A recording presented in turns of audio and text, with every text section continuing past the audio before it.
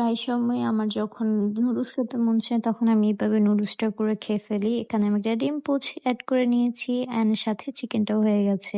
একটা পারফেক্ট সুন্দর জন্য নুডলস রেসিপি। রাত ৩টা বাজছে অ্যান্ড আমার অনেক বেশি ক্ষুধা লাগছে। রাত্র হলে ক্ষুধা বেড়ে যায়। আমি জানি না এটা কি শুধু আমার সাথেই হয় নাকি সবার সাথেই হয়। সো আমি এখানে মাংস দিয়ে কিমা বানানো ছিল, সো ওইটা নিয়েছি অ্যান্ড কিছু স্যালাড কেটে নিয়েছি। কজ আমার মেয়েরা সবাই ঘুমাচ্ছে, ওদেরকে এত রাতে আমি ডিস্টার্ব করব না, সো আমি কাটতে পারি না। লুক, আমার অনিয়নের চেহারাটা জাস্ট দেখো কীভাবে কাটছি। Give it. খাবারের উপরে মেন ফোকাস।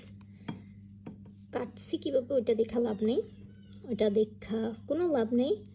সো এই তো আমি জাস্ট সাজিয়ে নিতেছি। ও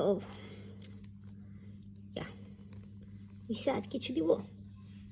আর কিছু দেওয়া লাগবে না, দিব একটু। আই থিঙ্ক এটার মধ্যে কিমা ভরাই নিই, মজা লাগবে আই থিঙ্ক। সো কিমাটা খুব মজা হয়েছে, আমি এভাবে টেস্ট করেছিলাম, আমার কাছে ভালো লাগছে কিমাটা। তাই ভাবলাম যে ব্রেড দিয়ে আমি কিমাটা দিয়ে খেতে পারি। উঠছে না কেন ভাই? উঠ না। হ্যাঁ উঠছে। সেখানে চিকেন কিমাটা আমি ভালোভাবে মেখে নিচ্ছি। কি হয়েছে বুঝলাম না, আর পারবো না, দূর খিদা লাগতেছে, এত ডং তামাশা করতে পারবো না। আর এদিকটা দেখি এটা আল্লাহ গেছে, কি জ্বালা রে বাবা।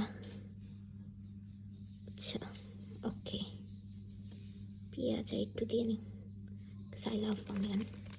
এখন আমি এটা কভার করে দেব। ওকে, আমার স্যান্ডউইচ রেডি হয়ে গেছে, চলো খাই। আই হোপ মজা হবে।